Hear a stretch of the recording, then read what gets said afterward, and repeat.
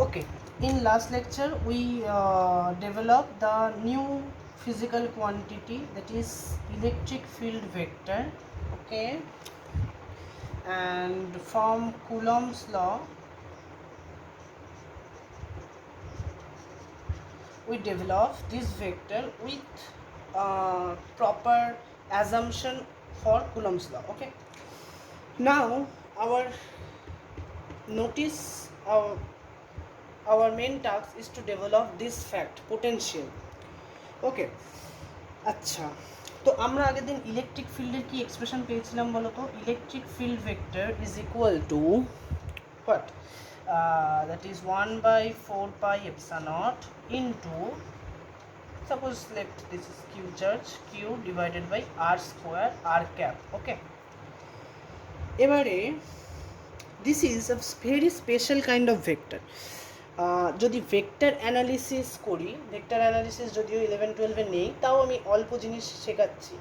সেটা হচ্ছে এই ইলেকট্রিক ফিল্ড ভেক্টরটা কিন্তু একটা 11-এ আমরা পড়েছিলাম, দেখবে 11-এ আমরা পড়েছিলাম হচ্ছে কি কনজারভেটিভ ফোর্স। কনজারভেটিভ ফোর্স অবশ্যই ইলেকট্রিক ফিল্ড ভেক্টরটা একটা ফোর্স, বিকজ এখানে যদি মানে ইলেকট্রিক ফিল্ড ভেক্টরটা ফোর্স, কারণ হচ্ছে এখানে Q1 Q2-র জায়গায় একটা চার্জ আছে হচ্ছে 1 কুলম্ব, তার মানে 1 কুলম্বের ওপর ফোর্সটা হচ্ছে ইলেকট্রিক ফিল্ড, যেটা জেনারেল নোশন আর কি ইলেকট্রিক ফিল্ডের। তাহলে সেটা একটা ফোর্স, তো এটা একটা কনজারভেটিভ ফোর্স। এর মানেটা কি? সের মানেটা হচ্ছে যে line integral of close line integral of E dot DL is always equal to 0। এর মানে আরও সহজ কথায় বলতে গেলে, ধরো এটা হচ্ছে এ point, let it is A and it is B point. So if we take a charge through this path, this compound path, complex path, এই কমপ্লেক্স পাথ বরাবর যদি বিতে নিয়ে যাই, কিংবা যদি এই একই এই স্ট্রেট লাইন বরাবর বিতে নিয়ে যাই, দুটো ক্ষেত্রেই কিন্তু due to electric field vector বা ইলেকট্রিক ফিল্ড ফোর্সের জন্য কিন্তু আমাদের ওয়ার্ক ডানটা সেম হবে with respect to this any পাথে যদি যাও।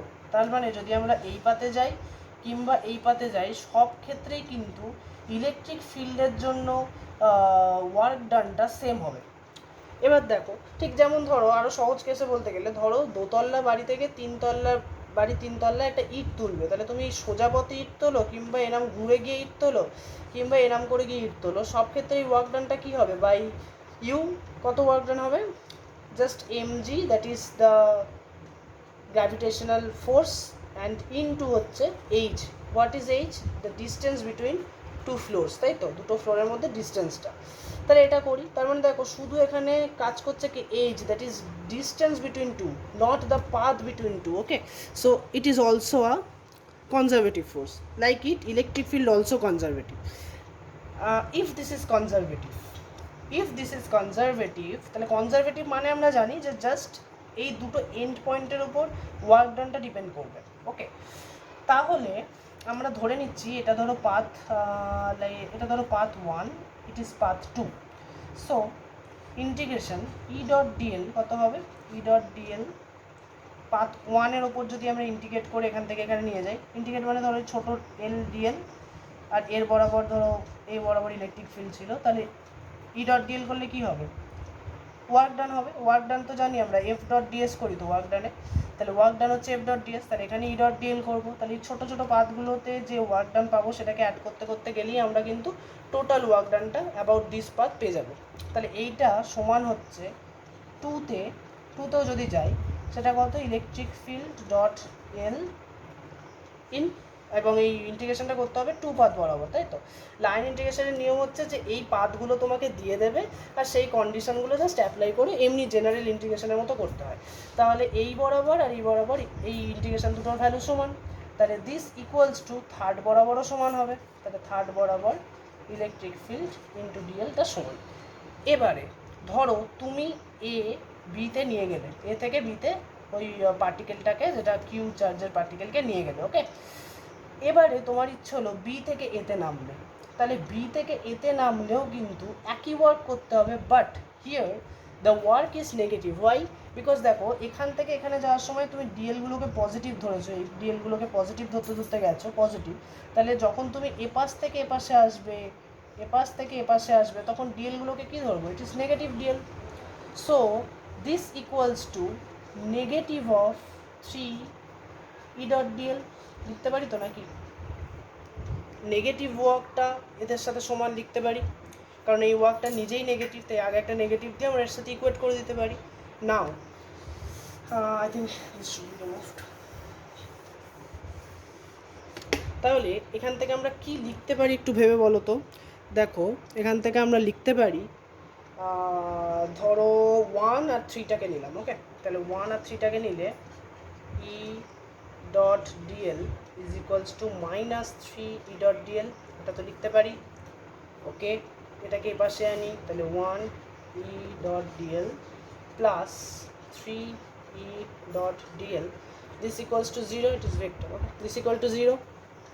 তাহলে 1 বরাবর যাচ্ছি, দেখো 1 বরাবর এখান থেকে এখানে গেলাম, এখন 3 বরাবর যেন ফিরে এলাম, তাই তো 3 এর পাতগুলো তো উল্টো দিকে এঁকেছিলাম, তাহলে উল্টো দিকে যেন ফিরে এলাম। তার মানে এটাকে আমরা লিখতে পারি close line integral of E dot DL.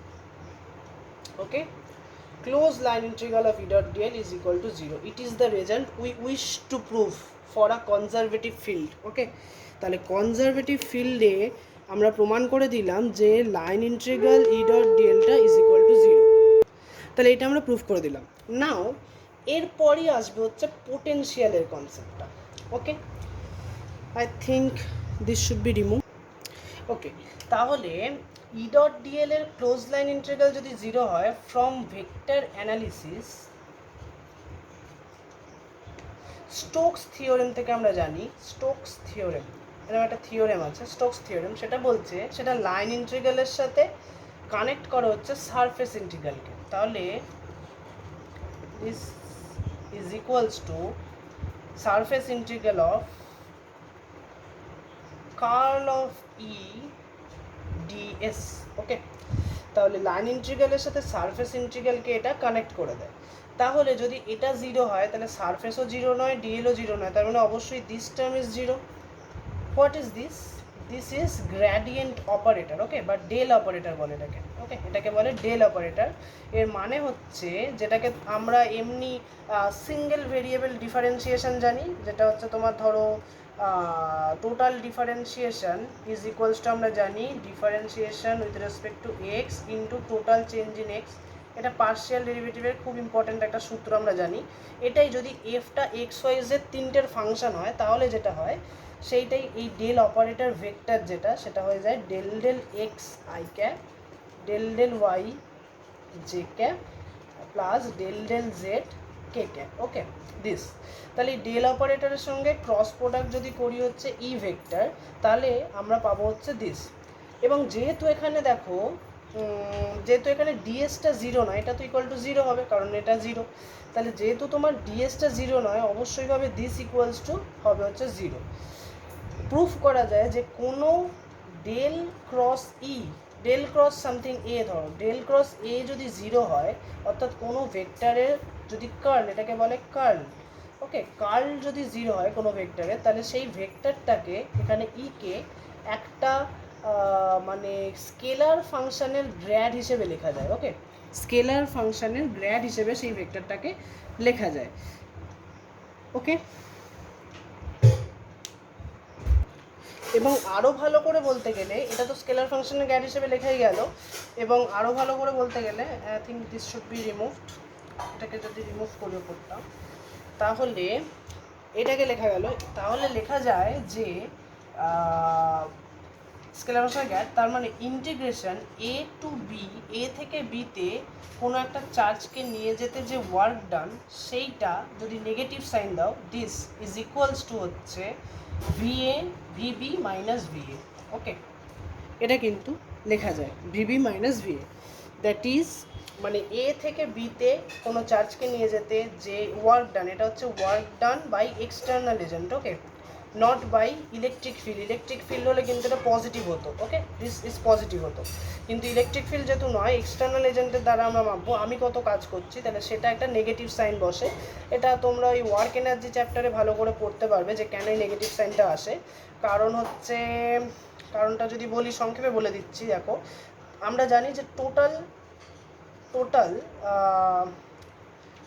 তোমার এখানে হবে হচ্ছে চেঞ্জ ইন টোটাল, এখানে change in kinetic energy, okay, change in kinetic energy is equals to হচ্ছে টোটাল ওয়ার্ক ডান। ওকে, টোটাল ওয়ার্ক ডানের একটা ফর্মুলা, ওয়ার্ক এনার্জি থিওরেম, তোমরা work energy চ্যাপ্টারেও পড়ে নিতে পারো।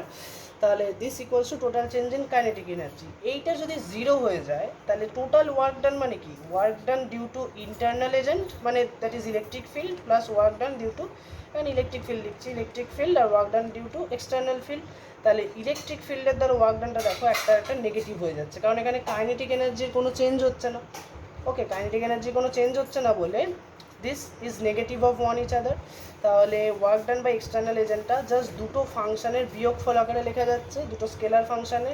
তাহলে that doesn't depend on path, just দুটো and পয়েন্টে এ আর বি পয়েন্টে ওই ভি এর ভ্যালুগুলো কত তার উপর ডিপেন্ড করছে হচ্ছে এই work done by external agent. ঠিক যেমন তোমরা এই অঙ্কগুলো করো, পোটেনশিয়ালের কনসেপ্টটা তাহলে বোঝা গেল, কনসেপ্টটা কোথা থেকে এলো, purely by vector analysis we find a scalar function. অবশ্যই মনে রাখবে পোটেনশিয়াল কিন্তু দ্যাট ইজ ভি তোমরা লিখছো, এটা হচ্ছে একটা scalar function. Okay, scalar, not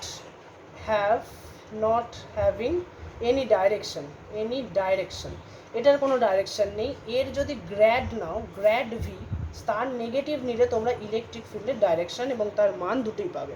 তাহলে এইটা হচ্ছে মেন সূত্র যেটা ইলেকট্রিক ফিল্ড এবং পোটেনশিয়ালকে কানেক্ট করছে। এবার দেখো তোমরা অনেক অঙ্কে দেখেছো এরকম একটা সিস্টেম ছিল, সেই সিস্টেম থেকে চেঞ্জ করে ধরো এরকম একটা সিস্টেম করা হলো, তার জন্য কত ওয়ার্ক ডান হলো। দেখবে ওয়ার্ক ডানটা আমরা কীভাবে বার করি, ভিএ মানে ইউ, ধরো প্রাথমিকটা যদি আই হয় তাহলে ইউআই, আর অন্তিমটা যদি ইউএফ হয়, দুটো পোটেনশিয়াল ডিফারেন্সের বিয়োগ করি, and this gives us minus work done by external agent. Okay, এটা কিন্তু আমাদের দেয়, ঠিক আছে। তাহলে ফাইনাল মাইনাস ইনিশিয়াল করলে আমরা work done by external agent পেতে পারি, অথবা এই সংস্থা দ্বারা কৃতকার্য যদি বলো, সিস্টেম দ্বারা, এটা তো হচ্ছে আমাদের দ্বারা, সিস্টেম দ্বারা বললে জাস্ট ওয়ার্ক ডান বাই ই, সেটাও আমরা ওই অঙ্কগুলো আমরা পেতে পারি। তাহলে এই অঙ্কের ব্যাখ্যাগুলো বোঝা গেল কোথা থেকে এলো, purely by vector analysis. Thank you, keep watching.